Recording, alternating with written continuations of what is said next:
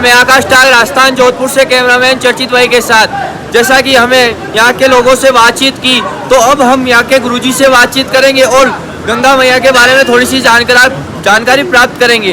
गुरुजी क्या नाम आपका? मेरा पंडित राकेश सेमवाल। पंडित जी राकेश जी। राकेश। तो गुरुजी आपको इधर सेवा देते हुए कितने साल हो गए? मेरे को 35 साल लगभग हो गए। 35 साल हो गए गुरुजी की गंगोत्री धाम में सेवा देते हुए। गुरुजी इधर जो गंगा मैया का जो महत्व है वो क्या है, थोड़ी सी जानकारी?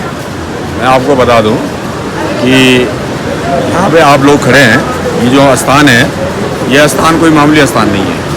इस स्थान के नीचे एक पत्थर की बहुत बड़ी शिला है। ये मंदिर, स्नान घाट, ये पूजा स्थल जहाँ पूजा कर रहे हैं पुरोहित लोग, सब इसी शिला के ऊपर बना हुआ है। ये वही शिला है जिस शिला के ऊपर बैठकर राजा भगीरथ ने माँ गंगा माँ को लाने के लिए 5500 वर्ष तक तपस्या किया था। 5500 वर्ष तक तपस्या किया था। ये बहुत बड़ी शिला है। दर्शन के लिए यहाँ पे थोड़ा सा शिला निकाली हुई है, बाकी सब ढकी हुई है। इसी शिला पे बैठकर भगीरथ जी ने अपने पूर्वजों के उद्धार के लिए, गंगा सागर में जो राजा सागर थे, उनके जो पूर्वज कपिलमुनि के आश्रम में शराब से भस्म हो गए थे 6000 पुत्र, उनकी मुक्ति के लिए राजा भगीरथ ने इसी स्थान पर बैठकर 5500 वर्ष तक तपस्या कर गंगा को स्वर्ग से इसी स्थान गंगोत्री में उतारा है। इसीलिए इसका नाम गंगोत्री है। शास्त्रों में कहते हैं जस्य गंगा उतरी तस्य नामम गंगोत्री। जिस स्थान पे गंगा का उद्गम हुआ, इसीलिए इसको गंगोत्री कहा जाता है। इस भूमि पे हर कोई व्यक्ति नहीं बैठ पाता है। इस भगीरथ शिला के ऊपर हर कोई व्यक्ति पूजा पाठ धर्म नहीं कर पाता है। इस भूमि पे वही व्यक्ति धर्म कर पाएगा जिन कहते हैं शास्त्रों में अनेक जन्म संस्तति ततो यात्री प्रांगति। जिस व्यक्ति को अनेक जन्मों का पुण्य की प्राप्ति होती है, वही व्यक्ति गंगोत्री आता है और ऐसी भूमि पर बैठकर पुण्य का भागी बनता है। और पुण्य किसका है? वो पुण्य उस व्यक्ति का नहीं है, उसके पूर्वजों का पुण्य है। जो उसके पूर्वज आज चले गए हैं स्वर्ग को, उन्होंने जो अपने जीवन काल में पुण्य किया था, वो पुण्य उसके परिवार वंश में किसी व्यक्ति को मिलता है, तभी जाके व्यक्ति गंगोत्री आता है और ऐसी पुण्य भूमि पर बैठने का उसको सौभाग्य प्राप्त होता है। जिसको आज के दिन में गौमुख कहते हैं। यहाँ से 19 किलोमीटर आगे है वहाँ वो गौमुख हजारों वर्ष पहले इसी स्थान गंगोत्री में था।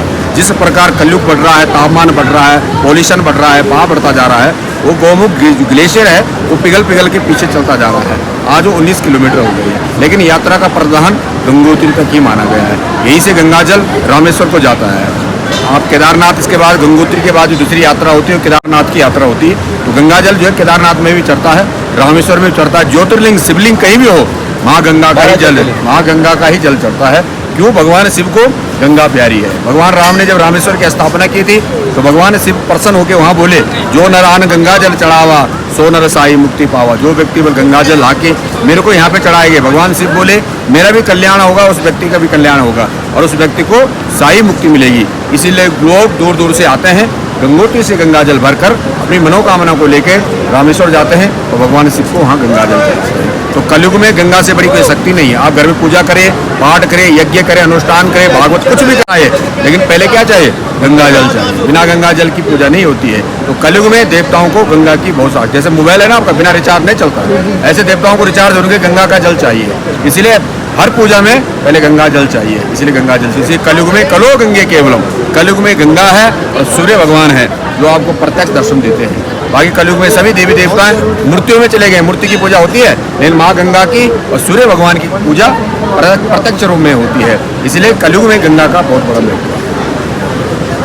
जैसा कि गुरुजी ने बताया कि कलयुग में गंगा मैया का बहुत ही बड़ा महत्व है, तो आप सभी भक्तों से निवेदन है कि अगर आपको कभी भी मौका मिले गंगोत्री धाम आने का, जहाँ गौमुख है और जहाँ गंगा शील है, वहाँ अगर आपको मौका मिले तो जरूर आइए और गुरुजी से बातचीत कीजिए। धन्यवाद। मैं आकाश टाग राजस्थान जोधपुर से कैमरामैन चर्चित भाई के साथ।